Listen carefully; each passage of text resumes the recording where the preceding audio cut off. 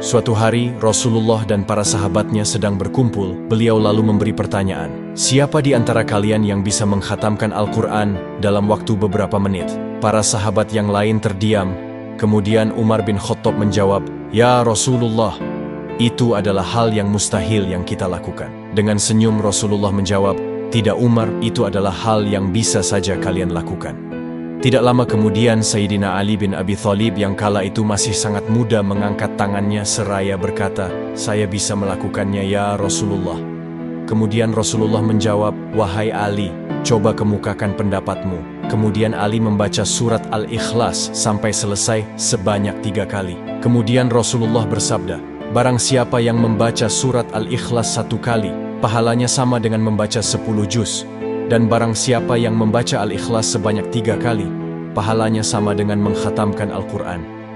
Di lain tempat di Masjid Quba, yaitu masjid yang pertama kali dibangun oleh Rasulullah, terdapat imam solat yang setiap setelah membaca surah Al-Fatihah, ia selalu membaca surat Al-Ikhlas. Para jamaah sampai terheran kenapa imam solat kami selalu membaca surat Al-Ikhlas. Kemudian salah seorang jamaahnya mendatangi Rasulullah dan mengadukan perihal imam solatnya itu. Setelah imam solat itu dihadapkan ke Rasulullah, Rasulullah bertanya, "Wahai sahabat, aku mendapat aduan dari kawanmu. Kenapa di setiap solatmu engkau selalu membaca surat Al-Ikhlas?" "Ya Rasulullah, saya mencintai Allah. Saking cintanya saya kepada Allah, saya senang membaca surat Al-Ikhlas." Dengan senyum, kemudian Rasulullah bersabda, "Allah juga mencintai engkau." Di lain kisah juga diceritakan, suatu hari Rasulullah sedang berada di peperangan Tabuk. Matahari pagi itu terlihat begitu redup dan kurang bersinar. Tiba-tiba malaikat Jibril turun dan memberi kabar, "Wahai Muhammad, salah seorang sahabatmu Al-Muawiyah Al-Muzani telah wafat. Lihatlah jenazahnya, sesungguhnya Allah mengirimkan malaikat untuk menyolatkannya, sehingga matahari yang engkau lihat itu begitu redup karena terhalang oleh para malaikat."